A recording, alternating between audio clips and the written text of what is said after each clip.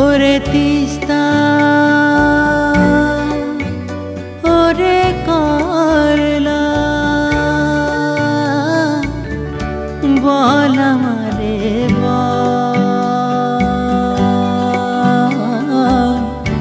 আর কতকাল দেখবি রে তুই আমার চোখের জল। নমস্কার, জলপাইগুড়ি সোসাইটি ফর নেচার এডুকেশনের সম্পাদক শ্রী সূর্যকমল বণিক আমি। এবছর আমাদের সংস্থা society for nature education and health awareness আন্তর্জাতিক বিশ্ব পরিবেশ দিবস পালন করা হলো জলপাইগুড়ির বিভিন্ন জায়গায়। আমরা আজ প্রথমে সকালবেলায় এসএসবি সীমা সুরক্ষা বল তাদের আঞ্চলিক অফিস বাংলা সাহেব বাড়িতে তাদের সাথে সেনাবাহিনীর সাথে আমরা যৌথ উদ্যোগে বৃক্ষরোপণ কর্মসূচি পালন করলাম। चलो मिलके लेते हैं ये कसम, चलो मिलके लेते हैं ये कसम, एक पेड़ तुम लगाओ और एक हम, ये अभियान चलाएंगे घर घर जाके हम, मिल जाए हम साथ। আমরা আজ সন্ধ্যায় জলপাইগুড়ির কদমতলা একটি বিখ্যাত জায়গা যেখানে জলপাইগুড়ির সাধারণ মানুষ এবং আপামর সাধারণ মানুষ এই রাস্তাতে চলাচল করে, তাদের উদ্দেশ্যে গানে এবং কথায় একটি মনোজ্ঞ অনুষ্ঠান করা হলো। পরিবেশ সংক্রান্ত গান এবং পরিবেশ নিয়ে কিছু কথা জলপাইগুড়ির বিশিষ্ট ব্যক্তিত্বরা এই অনুষ্ঠানে এসেছিলেন, তারা তাদের মূল্যবান বক্তব্য রেখেছিলেন। EIILM কলেজের ছাত্রছাত্রী অনুষ্ঠানের মধ্য দিয়ে পরিবেশ সংক্রান্ত একটি নাচ পরিবেশন করেন এবং তার সাথে সাথে জেলা স্কুলের ছাত্ররা এবং পরিবেশ সংক্রান্ত গান করলেন। যথেষ্ট উদ্বেগের কারণ আমরা তো একটা অঞ্চলের আজকের এই পথসভায় আমরা আমন্ত্রিত করছি বক্তব্য রাখার জন্য উমেশ শর্মা মহাশয়কে। আজকে সেই বনাঞ্চলকে আমরা যদি খুঁজতে যাই, খুঁজতে খুঁজতে সরস্বতীপুর বাগান পেরিয়ে গেলেও আমরা বনভূমি সঠিকভাবে দেখতে পাবো না। পরিবেশকে বাঁচাতে গেলে আমাদের প্রত্যেকটি নাগরিককে সচেতন হয়ে এগিয়ে আসতে হবে। দূষণ নিয়ন্ত্রণ পর্ষদ আমাদের রাজ্যের যে 17টি নদীকে দূষিত নদী বলে চিহ্নিত করেছেন, তার মধ্যে 2টি নদী হচ্ছে করলা নদী এবং আরেকটি আলিপুরদুয়ারের কালজানি নদী।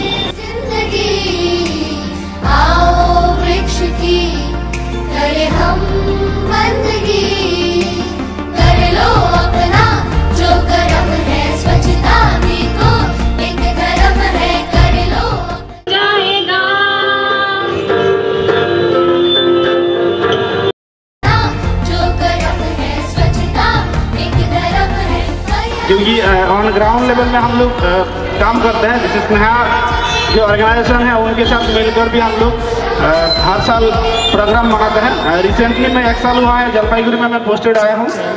इससे पहले मैं आसाम साइड में पोस्टेड रहा था, तो वहाँ पे भी हम लोग प्लांटेशन का 5th जोन इससे ऑनवर्ड आगे भी हम लोग करते रहते हैं। मेरा लाइफ का हाईएस्ट जो एक्सपीरियंस है, एक दिन के अंदर 10,000 पेड़ हम लोग प्लांट किया था। 10,000 सैपलिंग प्लांट किया था आसाम का कोकराझार डिस्ट्रिक्ट गोसाई गांव में। নাই ভাই বৈশের বাগান আছে খালি চায়ের বাগান, নাই ভাই বৈশের বাগান আছে খালি চায়ের বাগান, দুতুরা ফুল নিয়ে এলাম ভাবাইয়া গান গাই। প্রথম স্থান অর্জন করেছিল, 100টি গাছই বেঁচে ছিল আমাদের এবং এখন তারা অনেক বড় হয়ে গেছে গাছগুলো।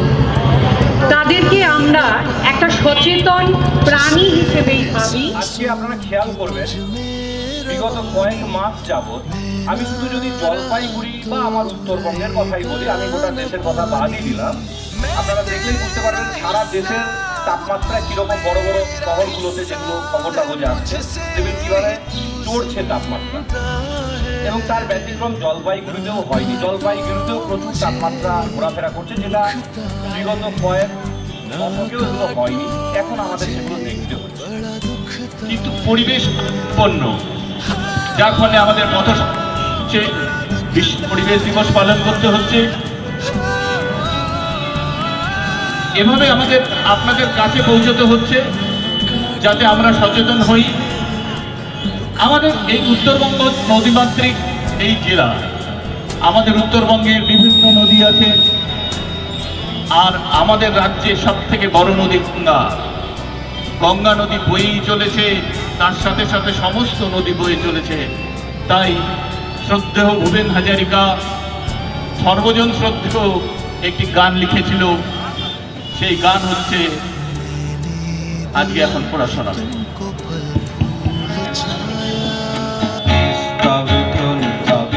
অসংখ্য মানুষের হাহাকার শুনেও স্তব্ধ নীরবে, ও গঙ্গা তুমি, ও গঙ্গা বইছ কেন? সুন্দর বনে সুন্দরী গাছ, সবচেয়ে সেরা সে যে গাছ, গাছটি সুন্দর বনে, তার দেখে দেখুন যেন তুমি গাছ অতি সবুজ কাটার না। এখনো সময় আছে, হও সচেতন, পরিবেশ রক্ষায় করো আজীবন, দূষণ মুক্ত করে গড়ব মোরা এক নির্মল পৃথিবী, সুস্থ জীবন। এই পরিবেশকে বাঁচাতে হবে গাছ লাগানোর মাধ্যমে। আমাদের যে নিত্য কর্মব্যস্ততার মধ্যেও আমাদেরকে একটু সময় খুঁজে নিতে হবে। গুণীজনরা বলে গেছেন যে গাছ বাঁচাতে হবে, গাছকে লাগাতে হবে, তাকে পরিচর্যা করতে হবে। আমাদের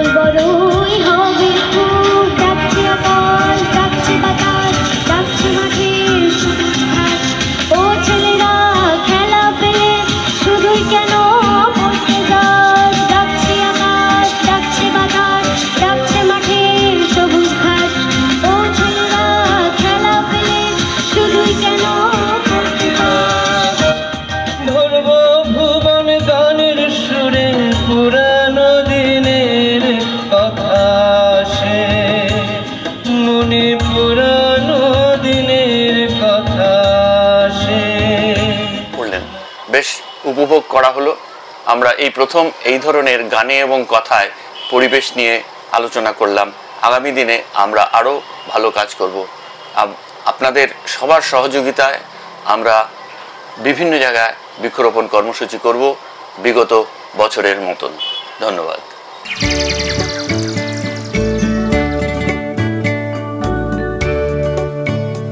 ওরে তিস্তা,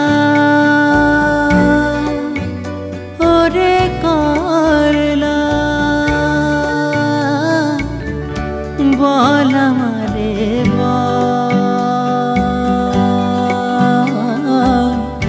আর কতকাল দেখবি রে তুই আমার চোখের জল।